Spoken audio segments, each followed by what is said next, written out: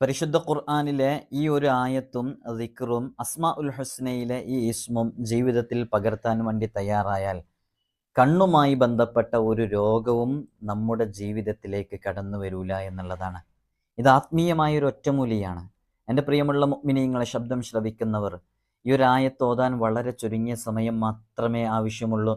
ഈ ഒരു ഇസ്മ ജീവിതത്തിൽ പകർത്താൻ അത്രയും സമയമേ വേണ്ടിയുള്ളൂ. നിങ്ങളിത് പകർത്താൻ വേണ്ടി തയ്യാറായാൽ ഇന്ന് പല ആളുകളും അനുഭവിച്ചു കൊണ്ടിരിക്കുന്ന ഏറ്റവും വലിയ ഒരു പ്രതിസന്ധി എന്ന് പറയുന്നത് പ്രായം കൂടുന്തോറും അവരുടെ കാഴ്ചശക്തി നഷ്ടപ്പെടുന്നു എന്നുള്ളതാണ്. അവരുടെ വിസിബിലിറ്റിയുടെ ചിലപ്പോൾ ലോങ്ങിലേക്കുള്ള വ്യൂ അവർക്ക് കിട്ടുന്നില്ല, അത് ബ്ലറായിട്ട് കാണുന്നു.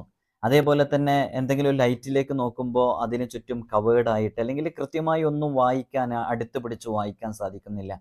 ഇങ്ങനെ കാഴ്ചയുമായി ബന്ധപ്പെട്ട് വിവിധങ്ങളായ രൂപങ്ങളിൽ പ്രയാസങ്ങൾ അനുഭവിക്കുന്നവരുണ്ട്. അവർക്കൊക്കെ ഇത് ജീവിതത്തിൽ പകർത്തിയാൽ ഇത് ഒരു ഒരു ആത്മീയമായ ഒരു ഒറ്റമൂലിയായിട്ട് ഇത് ഉപയോഗിക്കാം, കാഴ്ചശക്തി നഷ്ടപ്പെടാതിരിക്കാൻ. ഇനി കാഴ്ചശക്തി നഷ്ടപ്പെട്ട ആളുകൾക്ക്, ജന്മന വൈകല്യമുള്ളവർക്ക്, കാഴ്ചയുമായി ബന്ധപ്പെട്ട ഏതു പ്രശ്നങ്ങളുള്ളവർക്കും ഈ ആയത്തും ഈ ഒരു ഇസ്മും ഈ ഒരു ദിക്റും ജീവിതത്തിൽ പകർത്തിയാൽ വലിയ അനുഭവങ്ങളുള്ള ആയത്തുകളാണ്, ഇസ്മുകളാണ്, ദിക്റുകളാണ്. അള്ളാഹു സുബ്ഹാനഹു വ തആല കാര്യങ്ങളെ കൃത്യമായി പഠിക്കാനും മനസ്സിലാക്കാനും അത് ജീവിതത്തിൽ പകർത്താനുമുള്ള തൗഫീഖ് നമുക്കൊക്കെ നൽകി അനുഗ്രഹിക്കുമാറാകട്ടെ. അപ്പോൾ നമ്മൾ നേരിടുന്ന, ഇപ്പോൾ നമ്മുടെ അടുക്കൽ നേരിട്ട് വരുന്ന ഒരുപാട് ആളുകൾ ജനറ്റിക് ജന്മന അവർ വൈകല്യങ്ങളുള്ളവരുണ്ട്. ഈ കാഴ്ചശക്തി തീരെ ഇല്ലാതെ തിമിരം ബാധിച്ച ചെറിയ ചെറിയ മക്കൾക്കൊക്കെ ഈ കാഴ്ചയുമായി ബന്ധപ്പെട്ട പ്രയാസങ്ങൾ അനുഭവിക്കുന്ന നിരവധി ആളുകളുണ്ട്. പലരും നമ്മുടെ അടുക്കൽ നേരിട്ട് വന്നവരാണ്. ചിലതൊക്കെ ഒരു നിലക്കും പ്രതീക്ഷയില്ലാത്ത ഒരുപാട് കേസുകളൊക്കെ ഉണ്ട്. ഡോക്ടേഴ്സ് അതിന് ഭീമമായ തുക പറഞ്ഞവരൊക്കെ ഉണ്ടാവും. ഒരു 50 ലക്ഷം രൂപ അതിന് വേണ്ടി വരും അതിൻ്റെ ട്രീറ്റ്മെൻറ്റിന് എന്നൊക്കെ പറഞ്ഞിട്ട്, ഇനി പെട്ടെന്ന് ആ ട്രീറ്റ്മെൻറ്റ് എടുത്തിട്ടില്ലെങ്കിൽ അത് മറ്റേ കണ്ണിനെയും കൂടി ബാധിച്ചിട്ട് മുഴുവനായിട്ട് 100% കാഴ്ചശക്തി നഷ്ടപ്പെടും എന്ന് പറഞ്ഞവരൊക്കെ ഉണ്ട്. അള്ളാഹു അവർക്കൊക്കെ ശിഫ നൽകട്ടെ. അപ്പോൾ കാഴ്ചശക്തിയുമായി ബന്ധപ്പെട്ട്, കാഴ്ചയുമായി ബന്ധപ്പെട്ട് പ്രയാസങ്ങൾ അനുഭവിക്കുന്ന, ഈ ഷുഗറൊക്കെ വന്നിട്ട് പ്രമേഹമൊക്കെ ഉണ്ടായിട്ട് നന്നായിട്ട് അത് പ്രയാസം അനുഭവിക്കുന്നവരുണ്ട്. അവർക്കൊക്കെ ജീവിതത്തിൽ പകർത്താൻ പറ്റുന്ന വളരെ മൂല്യവത്തായ ഒരായത്തും ഒരു ദിക്റും ഒരു ഇസ്മൊക്കെയാണ്. ഇത് നിങ്ങൾ ഈ പറയുന്ന പോലെ തന്നെ ജീവിതത്തിൽ പകർത്തി നോക്കുക. ഇതൊരു ആത്മീയമായ വഴിയാണ്. വിശുദ്ധ ഖുർആനിൻ്റെ ഒരു പവിത്രമായ ആയത്താണ്. അപ്പോൾ ആ ആയത്തിൻ്റെ, വിശുദ്ധ ഖുർആനിൻ്റെ മാസ്മരിക വചനങ്ങൾ നമ്മൾ ഉരുവിട്ടുകൊണ്ടിരിക്കുമ്പോൾ അള്ളാഹു സുബ്ഹാനഹു വ തആല, വിശുദ്ധ ഖുർആൻ ഏത് വിഷയങ്ങൾക്കും ശിഫയല്ലേ, ഏത് രോഗങ്ങൾക്കും ശിഫ ആണല്ലോ. അപ്പോൾ അത് കാരണമായിട്ട് ശിഫയാക്കാൻ കാരണമാകും. എത്രയോ അത്ഭുതങ്ങൾ അങ്ങനെ സംഭവിച്ചിട്ടുണ്ട്. അപ്പം നിങ്ങളുടെ ജീവിതത്തിലെ നേത്രരോഗങ്ങൾ, കണ്ണുമായി ബന്ധപ്പെട്ട വിഷയങ്ങൾ, അത്തരം വിഷയങ്ങൾക്കൊക്കെ പരിഹാരം ലഭിക്കണമെന്ന് ആഗ്രഹിക്കുന്നവർ, നമ്മളിപ്പോൾ സ്മാർട്ട് ഫോണുകൾ സ്ഥിരമായി ഉപയോഗിക്കുന്നവരാണ്. ഇലക്ട്രോണിക് ഗാഡ്ജറ്റ്സുകൾ നമ്മുടെ മക്കളൊക്കെ യൂസ് ചെയ്യുന്നുണ്ട് അല്ലേ. അവർ മൊബൈൽ ഫോൺ അവർക്ക് അനിവാര്യമായി ഉപയോഗിക്കേണ്ടി വരുന്നു. നമ്മളാണെങ്കിലും, നിങ്ങളിപ്പോൾ വീഡിയോ കണ്ടുകൊണ്ടിരിക്കുന്നത് തന്നെ ഒരു മൊബൈൽ ഫോണിലാണ്. അപ്പോൾ ആ മൊബൈൽ ഫോണിൽ നിങ്ങളിത് കണ്ടുകൊണ്ടിരിക്കുമ്പോൾ ഈ ഫോണിൽ നിന്ന് വരുന്ന, ഡിസ്പ്ലേയിൽ നിന്ന് വരുന്ന ഒരു ലൈറ്റ് ഉണ്ട്. ആ ലൈറ്റ് അത് വില കുറഞ്ഞ ഫോണാണെന്നുണ്ടെങ്കിൽ അതിൻ്റെ ലൈറ്റ് അത്രത്തോളം നമുക്കത് റിസ്ക്കാണ്, നമുക്ക് ഹാംഫുള്ളാണത്. നമ്മുടെ കണ്ണിനത് പ്രതികൂലമായി ബാധിക്കും അതിൻ്റെ ലൈറ്റ് സ്ഥിരമായി അടിക്കുമ്പോൾ. പ്രത്യേകിച്ച് നമ്മൾ രാത്രി സമയങ്ങളിലൊക്കെ, ഈ ഇരുട്ടുള്ള സമയങ്ങളിലൊക്കെ ലൈറ്റ് ഓഫ് ചെയ്തിട്ട് മൊബൈലൊക്കെ ഉപയോഗിക്കുമ്പോൾ അത് ഗുരുതരമായ ആരോഗ്യ പ്രശ്നങ്ങൾക്ക് കാരണമാകുമെന്ന് ഹെൽത്തിൻ്റെ ആളുകൾ തന്നെ, ഡോക്ടേഴ്സ് തന്നെ പറയാറുണ്ട് അല്ലേ. അപ്പോൾ ഈ ഈ ഒരു കാലഘട്ടത്തിൽ ജീവിക്കുന്ന നമ്മെ സംബന്ധിച്ചിടത്തോളം, ഇപ്പോഴൊരു ജനറേഷൻ ഉണ്ടല്ലോ, പ്രായമുള്ള ഉപ്പമാർ, ഉമ്മമാർ, അവരൊക്കെ കാഴ്ചശക്തിയുമായി ബന്ധപ്പെട്ട് എത്ര പ്രയാസങ്ങൾ അനുഭവിക്കുന്നോ അതിൻ്റെ ഇരട്ടി ഇനിയുള്ളൊരു ജനറേഷൻ, ഇപ്പോഴുള്ള ചെറുപ്പക്കാരൊക്കെ അല്ലെങ്കിൽ ഇപ്പോഴുള്ള കുട്ടികളൊക്കെ ഇനി പ്രായമായി വരുമ്പോൾ അവർ ഇതിനേക്കാളും കൂടുതൽ കാഴ്ചയുമായി ബന്ധപ്പെട്ട പ്രശ്നങ്ങൾ, പ്രതിസന്ധികൾ, രോഗങ്ങളൊക്കെ അവർ അനുഭവിക്കേണ്ടി വരും. കാരണം എന്താണെന്ന് വെച്ചാൽ ലൈഫ് സ്റ്റൈൽ അങ്ങനെയാണ്. കാരണം മുഴുവൻ സമയവും നമ്മൾ ഡിസ്പ്ലേയിലാണ് ചെലവഴിക്കുന്നത്. നമ്മുടെ കുട്ടികളുടെ, നമ്മുടെ മക്കളുടെ, അല്ലെങ്കിൽ നമ്മുടെയൊക്കെ കണ്ണുകൾ അധിക സമയവും സ്ക്രീനിലാണ്. സ്ക്രീനിങ് ടൈം കൂടുതലാണ്. അതുകൊണ്ടാണ് ഈ തലവേദനയുള്ള ആളുകളൊന്നും ഈ സ്ക്രീനിങ് ടൈം കുറയ്ക്കണമെന്ന് ഡോക്ടേഴ്സ് പറയാറുണ്ട്. അപ്പോൾ ഞാൻ പറഞ്ഞു വരുന്നത്, ഈ സ്ക്രീനിങ് ടൈം കൂടുന്നത് കൊണ്ട് തന്നെ നമ്മുടെ കണ്ണിന് റെസ്റ്റ് ഇല്ലാതെ അതിലേക്ക് നോക്കിക്കൊണ്ടിരിക്കുന്നതുകൊണ്ട് ഇനിയുള്ളൊരു ജനറേഷനിൽ നമ്മൾ മനസ്സിലാക്കേണ്ടത് കാഴ്ചശക്തിയുമായി ബന്ധപ്പെട്ട വിഷയങ്ങൾ, ഇഷ്യൂസ് നല്ലോണം വരും എന്നുള്ളതാണ്. അപ്പോൾ നമുക്ക് അതിനെ ഒന്ന് പ്രിവെൻറ്റ് ചെയ്യാനും അതിനെ പ്രതിരോധിക്കാനും നമുക്ക് കഴിയുന്ന ഏറ്റവും നല്ല മാർഗം, നമ്മൾ മാക്സിമം അത്തരം വിഷയങ്ങളെ തൊട്ട് മാറി നിൽക്കുക. സ്ഥിരമായിട്ട് കണ്ടിന്യൂസ്ലി നമ്മൾ സ്ക്രീനിലേക്ക് നോക്കേണ്ടി വരുമ്പോൾ ഇടയ്ക്കൊന്ന് സ്ക്രീൻ ഓഫ് ചെയ്ത് ഒന്ന് പുറത്തൊക്കെ ഒന്ന് പോയിട്ട് പ്രകൃതി ഒന്ന് കാണുക, പച്ചപ്പിലേക്ക് നോക്കി നിൽക്കുക, ഇടയ്ക്ക് പ്രകൃതിയിലേക്ക് നോക്കി നിൽക്കുക. അപ്പോൾ കണ്ണിനൊരു ബ്രേക്ക്, ഒരു റെസ്റ്റ് കിട്ടണം. അങ്ങനെ ഇടയ്ക്ക് ഒരു റെസ്റ്റ് എടുത്തിട്ടൊക്കെ നോക്കാനൊക്കെ നമ്മൾ ശ്രമിച്ചാൽ കുറേയൊക്കെ ആ രൂപത്തിൽ നമുക്കതിന് പരിഹാരം ലഭിക്കും. നമ്മളിവിടെ പറയാൻ പോകുന്ന ആത്മീയമായൊരു വഴിയാണ്. ഈ കണ്ണുമായി ബന്ധപ്പെട്ടും അതേപോലെ തന്നെ തലവേദനയുമായി ബന്ധപ്പെട്ട് പ്രയാസപ്പെടുന്ന ഒരുപാട് ആളുകളുണ്ട്. ഞാനതുമായി ബന്ധപ്പെട്ട് മുമ്പൊരു വീഡിയോ ചെയ്തിട്ടുണ്ട്, തലവേദനയുള്ളവർ ശ്രദ്ധിക്കേണ്ട കാര്യങ്ങൾ എന്ന് പറഞ്ഞിട്ട്. ആത്മീയമായൊരു വഴിയും പറഞ്ഞിട്ടുണ്ട്. ശാസ്ത്രീയമായിട്ട് നമ്മൾ തലവേദനയുള്ളവർ, ഈ മൈഗ്രെയിൻ പോലെയുള്ള തലവേദനയുള്ളവർ, തല മുഴുവൻ വേദന എടുക്കുന്നവർ, സൈഡിൻ്റെ ചില ഭാഗങ്ങളിൽ വേദനയുള്ളവർ, അവരൊക്കെ ശ്രദ്ധിക്കേണ്ട ചില കാര്യങ്ങൾ പറഞ്ഞിട്ടുണ്ട്. പല ആളുകളും ആ വീഡിയോ കണ്ടിട്ട് അതേപോലെ ഫോളോ ചെയ്തപ്പോൾ ഒരു യാത്ര കഴിഞ്ഞു വന്നാൽ ഒന്നും ചെയ്യാൻ പറ്റാതെ 3-4 മണിക്കൂർ ഉറങ്ങിയാൽ മാത്രമേ പിന്നെ എന്ത് പണിയെടുക്കാൻ പറ്റുള്ളൂ, ആ രൂപത്തിൽ തലവേദനയുള്ള ആളുകളൊക്കെ ഉണ്ടായിരുന്നു. അവരൊക്കെ അത് ഫോളോ ചെയ്തിട്ട് അവർക്ക് മാറ്റങ്ങളുണ്ട് എന്ന് നമ്മളെ അറിയിച്ചിരുന്നു. ആ വീഡിയോ കാണാത്തവർ കണ്ടാലേ കണ്ണുമായി ബന്ധപ്പെട്ടും തലവേദനയുമായി ബന്ധപ്പെട്ടൊക്കെ അത് വരാതിരിക്കാൻ വേണ്ടി നമ്മൾ ശ്രദ്ധിക്കേണ്ട കുറച്ച് കാര്യങ്ങളൊക്കെ നമ്മൾ ആ വീഡിയോയിൽ പറഞ്ഞിട്ടുണ്ട്. നിങ്ങൾക്ക് ഈ ചാനലിൽ പോയി നോക്കിയാൽ കാണാൻ സാധിക്കും. അപ്പോൾ നമ്മൾ ശ്രദ്ധിക്കേണ്ടത് സ്ക്രീനിങ് ടൈം നമ്മൾ എത്രത്തോളം കുറക്കുന്നോ അത്രത്തോളം നമ്മുടെ കണ്ണിനത് ഉപകരിക്കും എന്നുള്ളതാണ്. അപ്പോൾ നമ്മൾ ഈ ഒരു കാലഘട്ടത്തിൽ ജീവിച്ചുകൊണ്ടിരിക്കുന്ന നമ്മുടെ കണ്ണിന് ഭാവിയിൽ ഇനി വരുന്ന കാലഘട്ടത്തിൽ നമ്മുടെ പ്രായമാകുമ്പോൾ നമുക്കൊക്കെ കാഴ്ചശക്തിയുമായി ബന്ധപ്പെട്ട വലിയ വലിയ പ്രയാസങ്ങൾ വരാനുള്ള സാധ്യത മുമ്പത്തെ ജനറേഷൻ, മുമ്പത്തെ തലമുറകളേക്കാൾ കൂടുതലാണ് എന്നുള്ളതാണ്. അത് കൂടുതലാണെന്ന് പറയാൻ കാരണം നമ്മുടെ ലൈഫ് സ്റ്റൈല്, നമ്മുടെ റൊട്ടീൻ അങ്ങനെ ആയതുകൊണ്ടാണ്. അതുകൊണ്ട് കാഴ്ചയുമായി ബന്ധപ്പെട്ടുള്ള ഏത് പ്രതിസന്ധികളോ രോഗങ്ങളൊക്കെ വരാതിരിക്കാനുള്ള ഒരു ആത്മീയമായ വഴിയാണ് പറയുന്നത്. വിശുദ്ധ ഖുർആനിലെ സൂറത്തുൽ ഖാഫ് സൂറത്ത്, ആ ഖാഫ് സൂറത്തിൻ്റെ 22-ാമത്തെ ആയത്ത്, ഫകശഫ്നാ അൻക ഗിതാഅക ഫബസറുകൽ യൗമ ഹദീദ്. ആ ആയത്ത് കാണാതെ പഠിച്ചു വെക്കുക. ഏതാണ് ആയത്ത്? ഫകശഫ്നാ അൻക ഗിതാഅക ഫബസറുകൽ യൗമ ഹദീദ്. ഫകശഫ്നാ അൻക ഗിതാഅക ഫബസറുകൽ യൗമ ഹദീദ്. എഴുതിയിട്ടില്ല, ഞാൻ ആയത്ത് നമ്പർ അതിനാ പറഞ്ഞത്. ഖാഫ് സൂറത്ത്, ആ സൂറത്തിലെ 22-ാമത്തെ ആയത്ത്. ഈ 22-ാമത്തെ ആയത്ത് 7 തവണ അത് ചൊല്ലിയിട്ട് നമ്മുടെ ഈ തള്ളവിരലുണ്ടല്ലോ, പെരുവിരൽ, ഈ തള്ളവിരലിൽ ഊതുക. അത് ഓതിയിട്ട് തള്ളവിരലിൽ അങ്ങ് ഊതുക, ഇഷ്ഫി എന്ന് പറഞ്ഞിട്ട് ഊതുക. ഓരോ പ്രാവശ്യം തള്ളവിരലിലേക്ക് ഊതുന്ന സമയത്തും സ്വലാത്ത് ചൊല്ലുക. അപ്പോൾ ഇങ്ങനെ ഫകശഫ്നാ അൻക ഗിതാഅക ഫബസറുകൽ യൗമ ഹദീദ് അല്ലാഹുമ്മ സ്വല്ലി അലാ സയ്യിദിനാ മുഹമ്മദ് എന്ന് പറഞ്ഞിട്ട് ഊതുക. ഇങ്ങനെ 7 ടൈംസ്, 7 തവണ റിപ്പീറ്റ് ചെയ്യുക, 7 തവണ ആവർത്തിക്കുക. ഇങ്ങനെ ആവർത്തിച്ച് അത് ഊതിയിട്ട് അത് കണ്ണിൽ തടവുക. അപ്പോൾ 7 തവണയും അങ്ങനെ ചെയ്യണം. അപ്പോൾ അതിൻ്റെ ഒരു സൂറത്ത്, ഒരു രൂപം പറയുകയാണ്, ഫകശഫ്നാ അൻക ഗിതാഅക ഫബസറുകൽ യൗമ ഹദീദ്. അത് നേരെ കണ്ണിൽ ഇങ്ങനെ തടവുക. ഇത് 7 തവണ ചെയ്യുക. ഇങ്ങനെ 7 തവണ ചെയ്ത് കഴിഞ്ഞാൽ, അത് 2 കണ്ണിലും ഇങ്ങനെ തടവിക്കഴിഞ്ഞാൽ കണ്ണുമായി ബന്ധപ്പെട്ട പ്രയാസങ്ങൾ തീരുമെന്നുള്ളതും, ഇനി ഭാവിയിൽ ഇത് പതിവാക്കുന്ന ആളുകൾക്ക് കണ്ണുമായി ബന്ധപ്പെട്ട പ്രയാസങ്ങളൊന്നും വരാതിരിക്കാൻ അത് കാരണമാകും.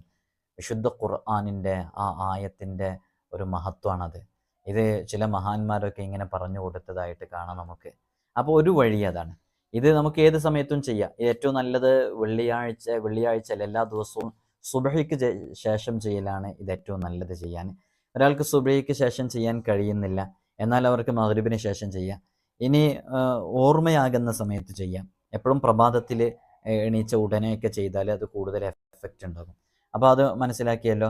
അതേപോലെ തന്നെ പിന്നെ പ്രധാനമായിട്ട് ശ്രദ്ധിക്കേണ്ടത് വാങ്കിൻ്റെ ശബ്ദം കേൾക്കുമ്പോൾ, വാങ്ക് എന്നാണ് ശരിക്കും പറയേണ്ടത് കേട്ടോ, ബാങ്ക് എന്നല്ല. ശരിയായിട്ട് പറയേണ്ടത് വാങ്ക് എന്നാണ്.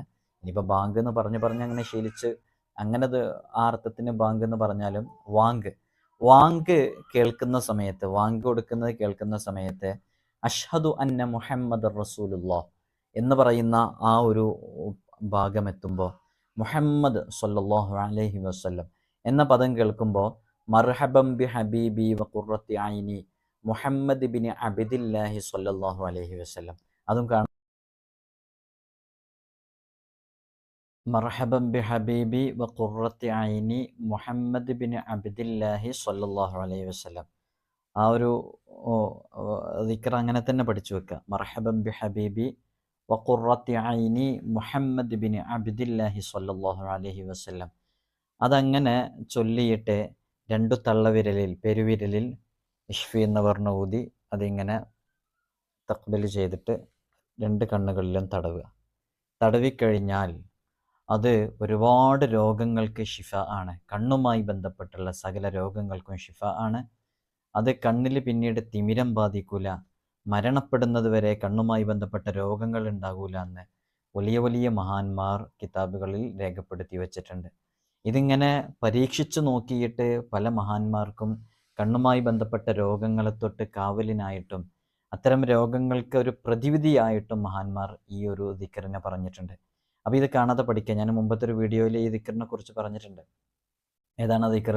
മർഹബൻ ബി ഹബീബി വ ഖുർറത്തി ഐനി മുഹമ്മദ് ബിൻ അബ്ദില്ലാഹി സ്വല്ലല്ലാഹു അലൈഹി വസല്ലം. 2 തള്ളവിരലുകൾ ഇങ്ങനെ ചുംബിച്ച് അത് 2 കണ്ണുകളിൽ ഇങ്ങനെ തടവുക. മഹാന്മാർ, വലിയ വലിയ മഹാന്മാരൊക്കെ കിതാബുകളിൽ രേഖപ്പെടുത്തിയ വിഷയമാണ്. അപ്പോൾ 2 കാര്യങ്ങൾ പറഞ്ഞ്, ഒന്ന് ആ ഒരു ആയത്ത് ജീവിതത്തിൽ പകർത്താൻ വേണ്ടിയിട്ട്, രണ്ടാമത്തത് ഈ ഒരു ദിക്ർ, വളരെ പ്രധാനപ്പെട്ട ദിക്ർ, അതും നമ്മൾ നമ്മുടെ ജീവിതത്തിലേക്ക് കൊണ്ടുവരിക. എന്നൊരു വിധം കാഴ്ചയുമായി ബന്ധപ്പെട്ട പ്രശ്നങ്ങളെ തൊട്ടൊക്കെ അത് പരിഹാരമാകുമെന്ന് മഹാന്മാർ നമ്മെ പഠിപ്പിച്ചിട്ടുണ്ട്. അള്ളാഹു നമുക്കിത് പകർത്താനുള്ള തൗഫീഖ് നൽകട്ടെ. വേറെ ചില ഭാഗങ്ങളിൽ കാണാം മർഹബം ബിക യാ ഹബീബി വ ഖുർറത്ത ഐനി യാ റസൂലല്ലാഹ്. മർഹബൻ ബിക യാ ഹബീബി വ ഖുർറത്ത ഐനി യാ റസൂലല്ലാഹ്. ഇത് ഒരാൾക്ക് മഹാനരായ ഖിളർ അലൈഹി സ്വലാത്തു വസ്സലാം, ഖിളർ നബി പറഞ്ഞു കൊടുത്തു, ഉപദേശിച്ചു കൊടുത്തതാണെന്നൊക്കെ കാണാം. അപ്പോൾ ഞാൻ നേരത്തെ പറഞ്ഞത് കിതാബുകളിലൊക്കെ നമുക്ക് നമ്മുടെ സാധാരണ ദർസുകളിലൊക്കെ ഓതുന്ന ഫത്ഹുൽ മുഈൻ എന്ന് പറയുന്ന കിതാബുണ്ട്. ആ കിതാബിനൊരു വ്യാഖ്യാനമുണ്ട്. മുഹമ്മദ് ഷത്തദ് ദംയാത്തി സയ്യിദുൽ ബക്കരി റഹ്മത്തുള്ളാഹി അലൈഹിയുടെ അവരുടെ വ്യാഖ്യാനത്തിൽ നേരത്തെ ഞാൻ പറഞ്ഞ മർഹബൻ ബി ഹബീബി വ ഖുർറത്തി ഐനി മുഹമ്മദ് ബിൻ അബ്ദില്ലാഹി സ്വല്ലല്ലാഹു അലൈഹി വസല്ലം എന്ന ദിക്റുമായി ബന്ധപ്പെട്ട ആ വിഷയം കൃത്യമായി പറഞ്ഞിട്ടുണ്ട്. വേറെയും പല ഇമാമുകളും പറഞ്ഞതും പല ആളുകളും പകർത്തിയതൊക്കെ മറ്റു ചില കിതാബുകളിൽ നമുക്ക് കാണാൻ സാധിക്കും. അപ്പോൾ ഈ ദിക്റുകൾ പകർത്തുക. അതോടുകൂടെ തന്നെ കണ്ണുമായി ബന്ധപ്പെട്ട രോഗങ്ങളെ തൊട്ടൊക്കെ രക്ഷ ലഭിക്കാൻ വേണ്ടിയിട്ട് മാസപ്പിറവി കാണുന്ന സമയം, ആ മാസപ്പിറവി കാണുന്നതിൻ്റെ ആദ്യ ദിവസം തന്നെ നമ്മൾ മാസം കാണാൻ വേണ്ടി ശ്രമിക്കുക. അപ്പോൾ മാസം കാണാൻ വേണ്ടി ശ്രമിക്കുമ്പോൾ ചിലപ്പോൾ ഫസ്റ്റ് ഡേ, ഇപ്പോൾ ഇന്നിപ്പോൾ ഇത് ദുൽഖഅദ മാസമാണല്ലോ. അപ്പോൾ ദുൽഖഅദ 29 മാസം കാണാൻ സാധ്യതയുള്ള ദിവസമാണ്. അപ്പോൾ അങ്ങനെ ഉള്ള ദിവസങ്ങളിൽ മാസം കാണാൻ വേണ്ടി ശ്രമിക്കുക. അപ്പോൾ ഒരു ചെറിയ കീറ് നമുക്ക് കാണാൻ പറ്റും അല്ലേ.